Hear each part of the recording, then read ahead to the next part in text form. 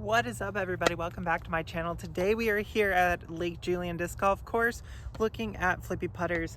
It is almost dead calm for the first time in many months. I said in the putter video that I was going to be sticking the watts in the bag. The watts I'm talking about are these MVP Open Plasma Soft watts. I got these around Christmas time, maybe a little bit earlier last year, and they're pretty good.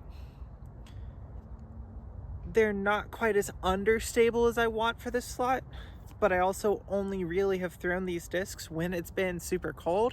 So a little bit warmer out today, and let's see how the watt handles. We're also going to be comparing against the watt the MVP spin. This is a neutron spin. So we have the Plasma Soft watt, the neutron spin. The spin is a 2.5 for -2.1. Those are the flight numbers assigned to it by MVP. The flight numbers assigned to the watt, I believe, are 3.4 minus 0.5 or something like that, something along those lines. So the watt is a little bit faster, does fly a little bit further, or it flies a little bit faster and a little bit further than I want for this slot because I am looking for more of a putter. So let's try out the spin.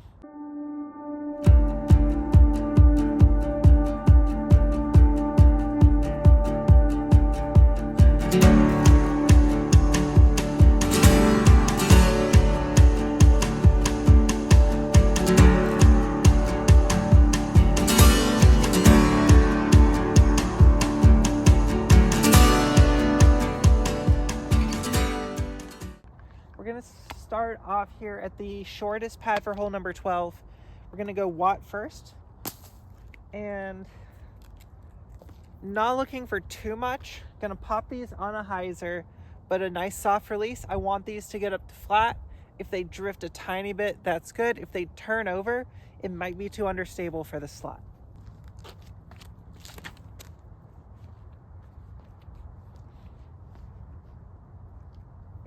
Yeah, when I throw the watt like a putter, it's not quite as understable as the spin I think is going to be based off of that parting line right there.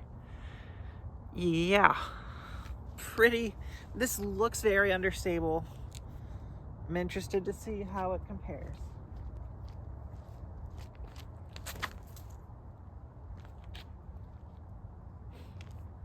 Okay, interesting. I also may just not be throwing them very hard right now, which is fine because I was just gonna basically a chip shot. The spin feels like, it's a slightly domier. The rim makes it domier than the watt. The watt's very flat top. So most of what you get with the watt is from spinning the rim, versus with the spin, because it's glidier, because it's domier, it's going to be a little bit softer on the flip, so it probably won't flip as fast, but it looked like it was still flipping further into the flight, if that makes sense. I'll try to demonstrate on the next tee pad. So on this fairway, there is OB long left. To get to the basket, it's about 250, which with a putter, granted these probably fly a little bit further than your average putter, but I'm still gonna have to kind of throw them to get them there. So we don't want them to go too far. We don't want them to add some extra glide and go long left, so we want them to flip up to be straighter.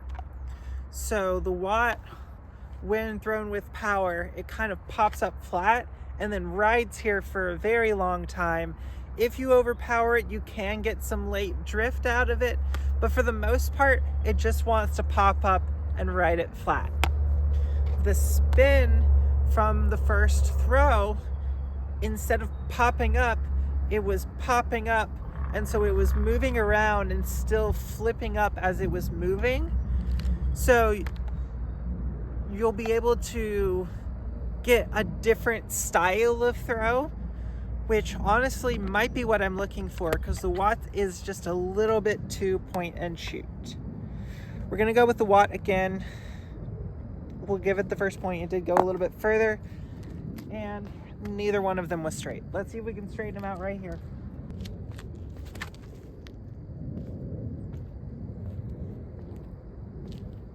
It does still have that stability at the end, where if you don't absolutely smack it, it's still gonna fade out.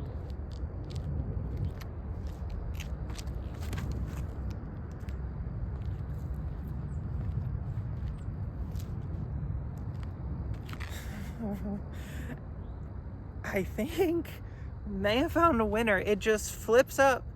It wanted to start moving this way, but then it just ran out of speed. That's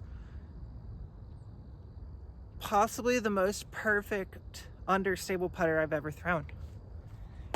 The Watt was edge of circle left, which depending on the tournament OB, I've seen that flagged as OB before, where this disc was. This disc was underneath the basket, literally in the little mound of grass where the lawnmowers don't quite get to. It was in that one. I think I may have found it. We're gonna keep playing this out, but I like the spin. I really do like the spin. We're on hole 1. We're just gonna try to lace this shot, give it enough hyzer so it doesn't turn over and burn. But there is a little bit of wind coming off the lake. So, hyzer, flip up, push into the basket.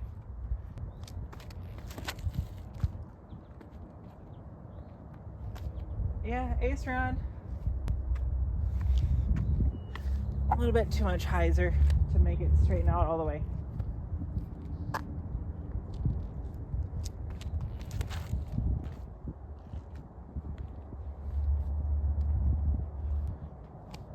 So while theoretically that looks like a better shot, and we are actually going to give the point to the Watt on this one, I pulled it. It was a grip lock. I didn't release it at the right time. I let go of my shoulder and I parked it instead of having what looked like it probably would have been the exact same throw as the spin, because what it feels like is at low speed they operate about the same, they function about the same. But as soon as you start to power up on it, the Watt continues to want to stay straight and the spin continues to want to turn the more you power up on it. So both are great. Both have their uses, but the Watt is just not quite understable enough for what I'm looking for. Watt 2, spin 1. We're gonna try a shot that honestly, I'm way more comfortable throwing an overstable disc on this type of shot or on this type of line, because I don't know if I can trust the understability of whatever I'm about to throw there. Whereas it's overstable, or it's overstable that's beat up to be somewhat neutral, I know the exact release angle that it's going to be on, and it's going to stay on that angle for a very long time. However, to get the disc to turn on its own, this might be tricky, especially for the Watt.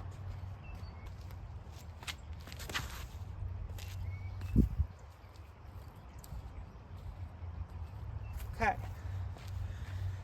It was a little bit, I threw it a little bit of anhyzer so that it would hold it. But it did start to flex out, which if I wanted to start to flex out and go straight, I'll throw a P2 or whatever happens to be my overstable putter. So here's where the controversy is going to start. I am going to give the point to the spin. I threw the spin flatter and it turned.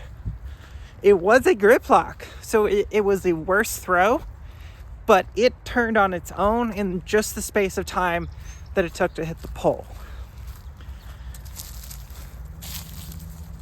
Which tells me that hyzer flipping these discs at low speed does about the same thing, but flat shots, I'm actually going to get a turn out of the spin that I'm not always going to get out of the watt.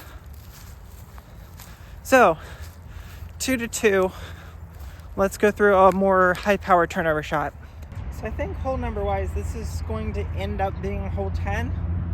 It used to be 13 though. It's the run with the turnover shot. Spin has the box.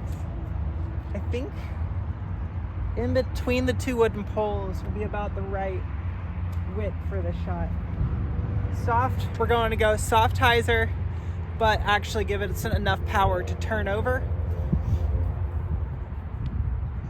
Yeah, I think that's what we're gonna do. I think if we go flat or try to go flat, I'm gonna roll it. So soft hyzer.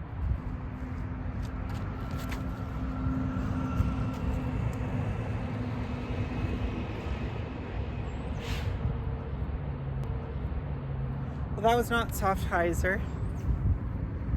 And I also didn't pop it very well. Maybe we can get a better shot out of the watt.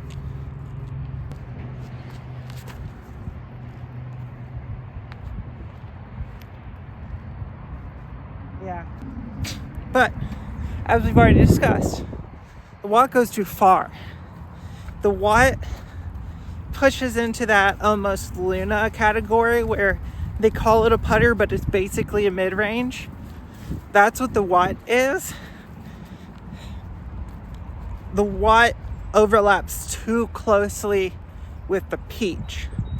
And for most of my longer turnover shots, I'm generally throwing the peach to get that flip up to turn shot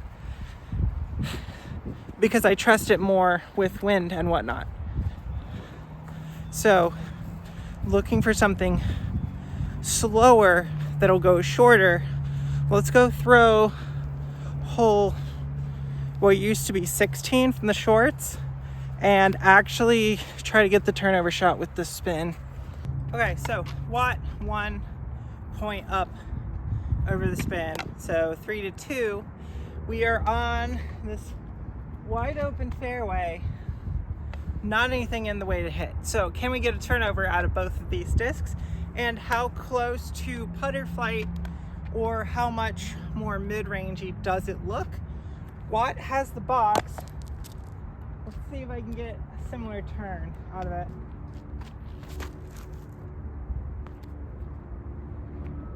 Yeah. I must have caught it just absolutely perfect on the last hole. For the spin, do we get anything different?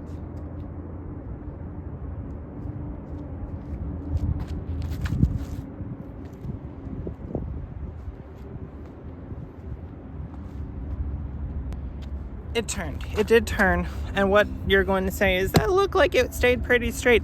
You're right. It did look like it stayed pretty straight, but I can feel that there's a right to left tailwind.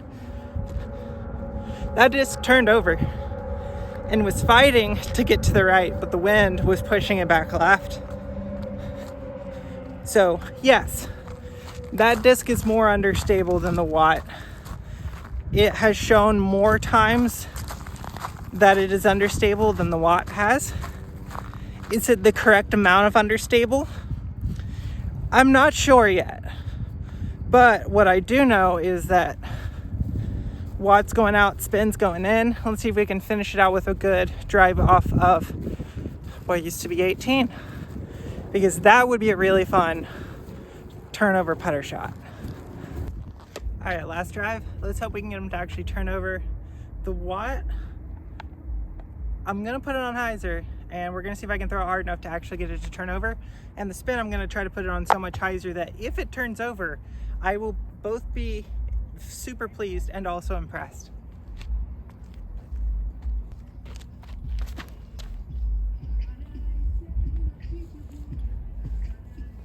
That is perfect. That's so good. Now for the watt.